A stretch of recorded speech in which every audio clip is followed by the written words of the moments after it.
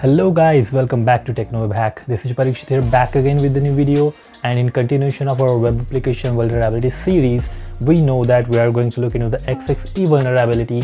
We have seen what is XXE, what is entity, what is external entity, what is document type definition, and we have also seen how the XXE vulnerability arises in the previous video, right? We have also seen what are the types of XXE, where we have seen what is in band and what is out of band XXE. But now is the time when we are going to look into some of the practical example. We are going to solve some labs and we'll see how we will perform and how we will find the in-band XXEs, right? So this is the time to learn practically this thing, and this is what we are going to do in this video. Alright, so if you are new to the video, please make sure to subscribe to the channel and hit the bell icon so that you will not miss the next videos that I'm going to upload. And don't forget to hit the thumbs up if you like this video. So without taking any further delay guys, let's jump into the video.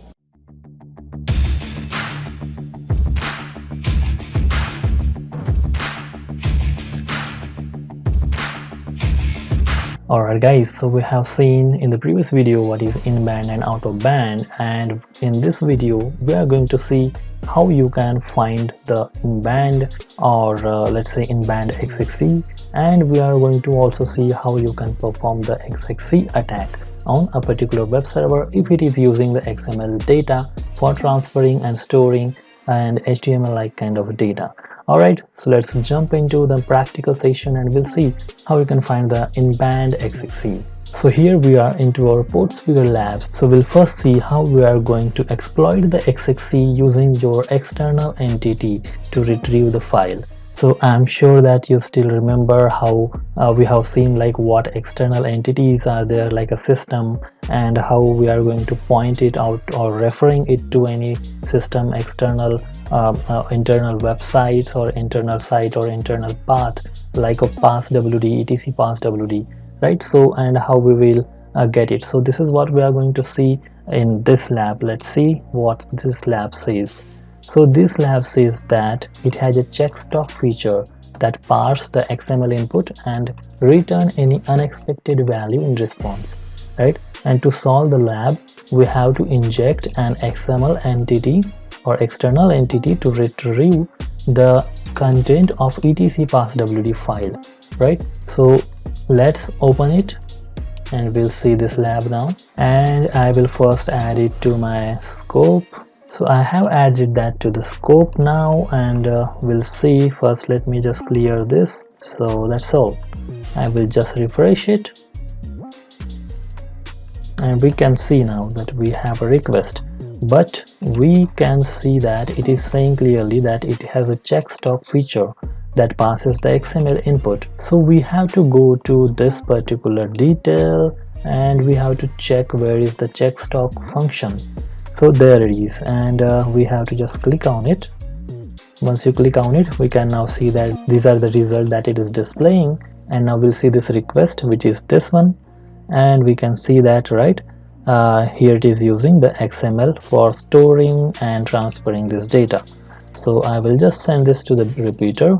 Okay, here it is, and in this request you can clearly see that it is using the XML, right? XML version 1.0, and you can clearly see that checkstop feature and product ID is 1, where it is closing the tag for product ID, and store ID 1, store ID is closed and checkstop is closed. So we know that now it is storing the value and it is using the XML for that. So what we are going to do is like we are going to type something here. What it will be that? So we are going to type some XML data that will like refer or will use first of all some kind of external entity, which is the system keyword which I have just told you, right? This is what we are going to make use of, and we will point it out to the etc passwd. So for that this is just a simple syntax that we have to type in here. So here if you can see how the format will be, we have seen how it is using the XML for transferring and storing the data, right? So here first of all XML version and encoding will be there, and in the next line we have seen how it is using the stock check function to check the stock, and it is storing a value in there, and all this thing is into the XML, right? So this is where we are going to take advantage of now. We are going to add or create our entity in there, and there we will be updating our system keyword in there, and we will be giving the path to etc passwd. This is what we want to perform, right? So this is what we will ask now parser to store the value of this etc passwd into the XXE entity. So this is just simple thing that we want to type it in there, right? So I think then the next thing will be in the product ID we will be putting our XXE here, so that we will be calling to this particular entity value, right? When we are calling to the entity, the result of etc passwd should display to us. So this is just exactly we want to do, and let's copy it. Okay, and I will just copy, and here we will come and we want to put it here, right, inside the XML, because this is from where this is exactly the XML is started. So inside it we want to create a document type DTD, and inside the DTD we have created an entity that is XXE, and we have updated the system keyword, and this is referring to a etc passwd. This is exactly the lab has asked us to do, right? And now we are going to call the value of XXE. When we will call the value of XXE entity, what will happen? So we will be getting the result of etc passwd, because this is exactly getting stored into the XXE. This is, as I already told you, that entity is nothing but it acts like a variable that stores the value, and what it is storing? It is storing the value of etc passwd, right? So we want to first step now. So now at this case we want to call the XXE. Where we will be calling it? So we want to call it into this particular value, right, in the product ID. So we want to call it XXE and semicolon. This is the way to call the entity. Okay, so when everything is ready, and we are now calling it into the product ID, and when say go bad request, because we have completely changed that product ID value, but we have given a value of something else, and that is the entity that is representing to the entity, and the entity is storing the value of etc passwd. So this is exactly we got here, right? We can now see clearly that we are able to see the etc passwd, right? So the content of etc passwd file is completely displaying over here. So I think the lab should be solved by now. So let's check that out. Yes, congratulations, you solved the lab. So this is how we check it, guys. It is very simple to understand. I did not find XXE that hard to exploit, because if you understand the concept, it is really easy. So if I show you here, this is the simple thing that XXE does. We simply create a particular document type into XML, and inside the document type we create the entity, any entity that we can give a name to, and we can simply make a use of some keyword that are dangerous to the XML, and we can then refer that particular keyword to any external or any internal site or internal path, and we are simply then calling that particular entity from the data, right? So we are just calling that particular entity, and we can see how we got the result. So this is exactly it happens. This is exactly you can retrieve any file from the XXE. All right, guys, so let's move to the next thing, what we can do here, and we can actually perform the SSRF attack by exploiting the XXE. And this is exactly I have already told you in our first video, where we have learned about what is XXE, what it can do, right? And I did tell you that it can perform the SSRF attack as well, and this is now the time to check or to understand how we can do it. All right, so if you can simply see here that we can simply create any document type in there, and we will be creating any entity, we will be giving any name of the entity, and similarly we'll be giving any system keyword which we will be referring to any internal server site, right? This is nothing but the SSRF, right? Server side request forgery. We are requesting server to provide an internal system or any internal site that the server has access to, which a normal user cannot access, right? So this is what is SSRF, and this is what we are doing with the help of XXE. So let's understand this by practically. So let's close this lab, and we can see that this is the second lab that we have here, exploiting XXE to perform SSRF attack. And we'll just first of all check that lab out here. We can see this is the lab ID. I will just change my scope in the target and I will remove it, and let me add this one. It is done, and I think let me remove this as well. Now I will just refresh it, and we can see I have a request here. Okay, but we'll see now what lab says. So it says that this lab has check stock feature that passes the XML input and return any unexpected value in a response, right? Just like a similar lab that we have solved. And this lab is running and simulated EC2 metadata endpoint at the default URL, which is this one, right? We have the URL here, and this is exactly we want to check. As I already told you that we will be referring to any internal site, so this is that going to be, right? And the endpoint can be used to retrieve the data about the instance, now some of which might be sensitive. And now to solve the lab, exploit the XXE vulnerability to perform the SSRF attack, and that obtains the server's IAM secret access key from EC2 metadata endpoint.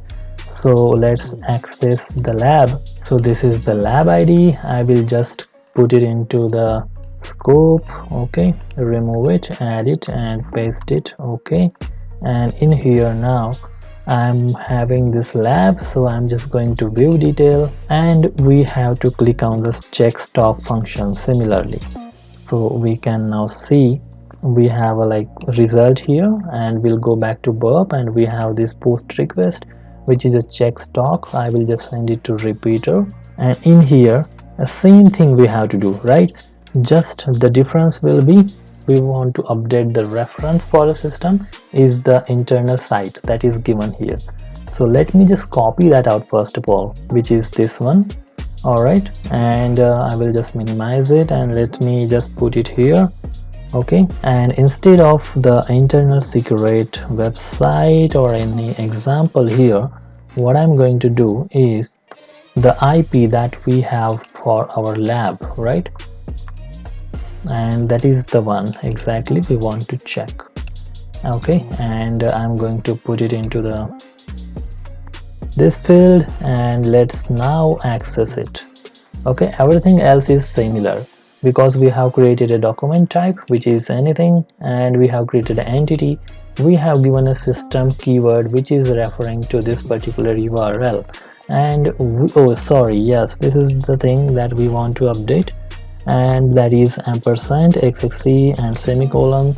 We are calling to XXE now, and that's all. It is saying invalid product ID. Yes, because the product ID is not right, but it has given the latest option here. So this is something that is another endpoint that we got for our website. So we want to update it here, and let's see the another value that we get. So latest, and we want to check another endpoint if we get, and let's see. So we can now see metadata, right? This is again another like we can say endpoint that we are getting. So we want to keep on checking the endpoint, and we want to see whether we are getting any API keys or not. Okay, so let's check that as well, endpoint, and let's go IAM, right? We got it. So inside the IAM, that's what the lab was saying, that IAM API key we should get, right? So this is again security credentials. Yeah, so this is how you can browse it, right? And you can keep on going, and now you can see admin. So in the security credentials folder we have admin folder, and in there again, yeah, we have the invalid product ID, but we have this particular API key, right? access key ID and secret access keys. So this is a very sensitive thing that we got here, right? And this is how then we can maybe use. So what is the lab saying, how we can solve it? It is saying to solve the lab, exploit the XXE vulnerability, perform SSRF attack that obtain the server IAM secret key from EC2 metadata endpoint. So we did it, right? We have it. Okay, the lab is already solved, guys. So this is how just you can do it. This is simple. This is not too complicated to understand as well, right? So if you can see, what happens here is just we are giving a path of any internal site that we want to check. So this is how you can do a bug bounty. This will be very helpful to get this kind of API keys, and if you submit it, you might get a good bounty as well from the particular site. Alright guys, so this is how you do it.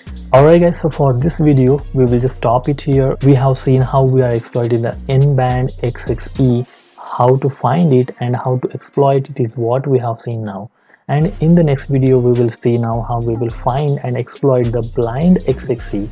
We will also learn about the other things, where like how we can take advantage of file upload functionality or image upload functionality to exploit the XXE vulnerability. Alright, so we'll see all this thing in the next video again.